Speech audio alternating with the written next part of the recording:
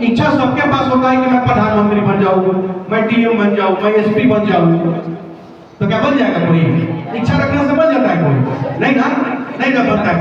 तो बनता कैसे है भाई? इच्छा तो यह सब किसी के पास है। तो उसके साथ होता है विल और दूसरे क्या होता है ईगर। ईगर मतलब होता है उत्सुकता, पागलपन, दीवानापन। समझे ना? अपने लक्ष्य के प्रति जब पागल हो जाइएगा ना, पागल में दो प्रकार का होता है, देखो क्रेजी होता है, वो मैड होता है। तो मैड वाला सेंसलेस नहीं होना है, क्रेजी होना है। क्रेजी बिहाइंड योर एम, मतलब कि अपने लक्ष्य के पीछे पागल होना है। जब अपने लक्ष्य के पीछे जब पागल होइएगा ना, then nobody has dared to stop you। किसी के पास हिम्मत नहीं होगा कि आपको रोक सके। Nobody has dared to chase you। किसी के पास हिम्मत नहीं होगा जो आपका पीछा कर सके, ठीक ना? इस चीज पर ध्यान देना है। विल केवल विल नहीं रखना है, मतलब केवल इच्छा नहीं रखना है, इच्छा के साथ साथ उत्सुकता भी रखना है। छोटा सा एक चीज आपको मैं बता रहा हूं। जंगल में एक बार आग लग गई, सारे जानवर इधर उधर भागने लगे, सारे जानवर इधर उधर भागने लगे। एक छोटी सी चिड़िया एक डाल पर बैठी थी, उठ गई, समुद्र से एक चोंच पानी उठाती थी और लाके जंगल के आग पर डाल देती थी। एक चोंच पानी उठाती थी और जंगल के आग पर लाके डाल देती थी। तो भागते भागते हुए एक लोमड़ी पूछी, अरे पागल चिड़िया, ये क्या कर रही है? तुम्हारे एक चोंच पानी डाल देने से क्या जंगल का आग बुझ जाएगा? नहीं बुझेगा, पागल हो, भागो, जा बचा। तो छोटी चिड़िया ने क्या जवाब दिया, वो सब आप लोगों के लिए है, उस पर ध्यान दीजिए। तो छोटी चिड़िया ने जवाब दिया, अरे लोमड़ी दीदी, मुझे भी पता है कि मेरे एक चोंच पानी से इस जंगल का आग नहीं बुझेगा, लेकिन मैं इसलिए मेहनत कर रही हूँ कि कल को जब इतिहास लिखा जाएगा तो मेरा नाम आग बुझाने वालों में लिखा जाएगा,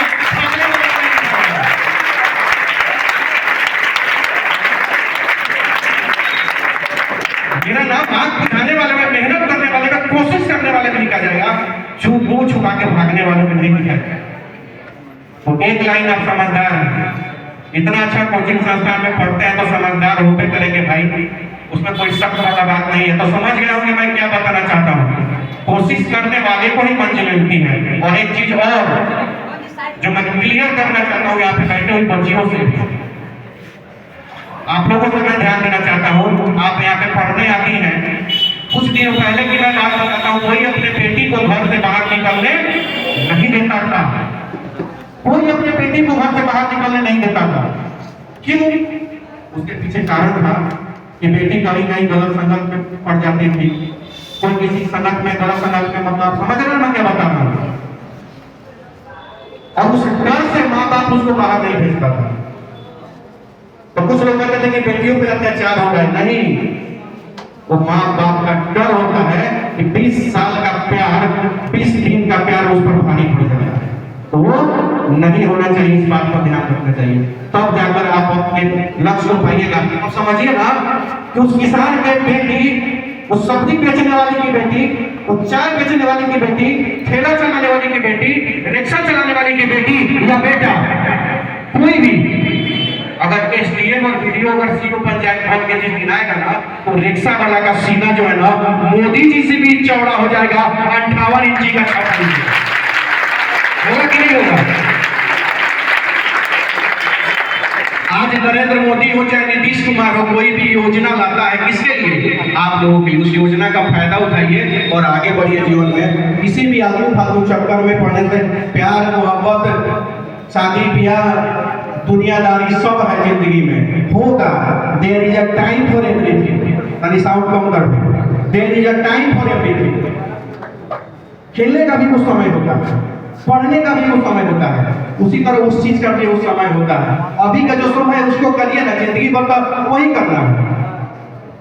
मैं फ्रेंक बात कर रहा हूँ, हो सकता है कि दो लोगों को, 3 लोगों को बुरा लगेगा, उसमें माफी चाहते हैं, लेकिन मैं फ्रेंक बात कर रहा हूँ। There is a time for everything. This time is perfect for you and for your future and the future of your family. This is the perfect time.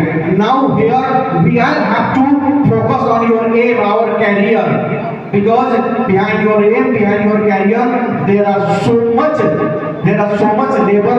Your father.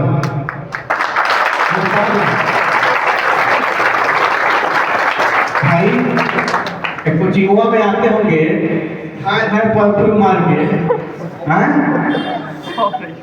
आते हैं ना, सेंट तो मारते होंगे। तो एक बात बताइए, उस सेंटवा जो मार के आते हैं ना, चाहे नया नया कपड़ा पहन के आते हैं ना, उस सेंट के पीछे, उस नया कपड़ा के पीछे आपके पिताजी का कितना मेहनत का पसीना का बदबू बर्दाश्त किया होगा ना, तब आपको नया कपड़ा और सेंट दिया होगा। पिताजी का उस मेहनत को, उस पसीना को मत भूलिएगा।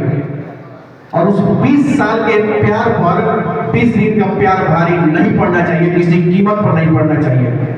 आज एक बड़े भाई के नाते, एक दोस्त के नाते मैं आप लोगों को बस यही बताना चाहता हूँ। मैं तो आया हूँ यहाँ पे, कोचिंग इतना अच्छा पढ़ाते, मैं तो पहली बार किसी कोचिंग में भाई इतना भीड़ देखे हैं। हमको लग रहा है स्कूल का प्रोग्राम है क्या, तो न पता चला कि ना भैया कोचिंग में ना है यहाँ पे। बस ये बहुत अच्छा चीज है। और जितेंद्र सर को मैं सबसे ज्यादा धन्यवाद देना चाहता हूँ कि आप इतना शानदार ऑर्गेनाइज किए हुए हैं, बच्चे डिसिप्लिन में हैं। और सबसे बड़ी चीज है कि बच्चे ज्यादा होना बड़ी चीज नहीं है, डिसिप्लिन होना बहुत अच्छा चीज है। तो आपने जो संस्कार दिया है बच्चों के लिए, तो जितेंद्र सर के लिए हम चाहते हैं कि आप एक जोरदार ताली दें।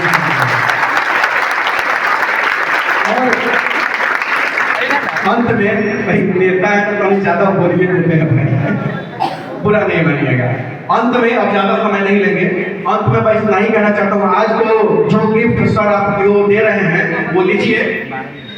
एक वादा जितेंद्र सर की तरह आइए, जितेंद्र सर के सामने आपके कोचिंग में मैं वादा करके जा रहा हूँ आप लोगों से। बहुत बड़ा औकात नहीं है हमारा, हम भी छोटे किसान के बेटे हैं। सोशल मीडिया पे आप यूट्यूब, इंस्टा पे, फेसबुक पे देखते होंगे अनिकेत रंजन सन ऑफ किसान करके मेरा आईडी है। तो वही जागरूकता का काम करते हैं, लोगों को सपोर्ट करते हैं। तो सर को वादा करके जाना है कि सर अगली बार मैट्रिक या इंटर में जो भी बच्चे आपका 400 प्लस नंबर लेके आएंगे और उसमें टॉप 3 बच्चे का, बाकी सब जितने भी 400 प्लस है सबको मेरे तरफ से एक तो गिफ्ट रहेगा ही, लेकिन सबसे स्पेशल गिफ्ट क्या होगा, जो टॉप 3 लड़का या लड़की होगा उसको मेरे तरफ से एक लैपटॉप देंगे लाके यहाँ पर, ठीक है, मेरे तरफ से। और मैं यहाँ वादा करके जा रहा हूँ, मैं अपने हाथों से आकर उसको लैपटॉप दूंगा। वो 3 बच्चे या बच्चियां जिसके अंदर हिम्मत होगा वो ले लेगा।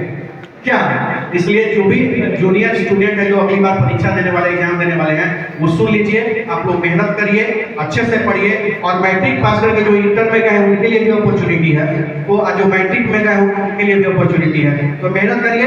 और बीच बीच में भी जब भी जरूरत पड़ेगा तो अब तो मुझे पता है कि इतने सारे बच्चे हैं, तो एक दिन इसी तरह क्लास लगाएंगे आप लोग की कोचिंग में। और कभी कभी 1 महीना 2 महीना पर आपके कोचिंग में हम भी आते रहेंगे।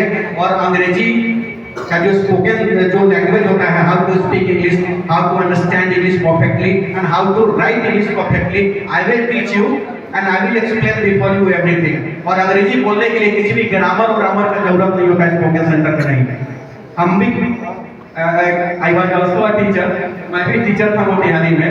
700-800 बच्चे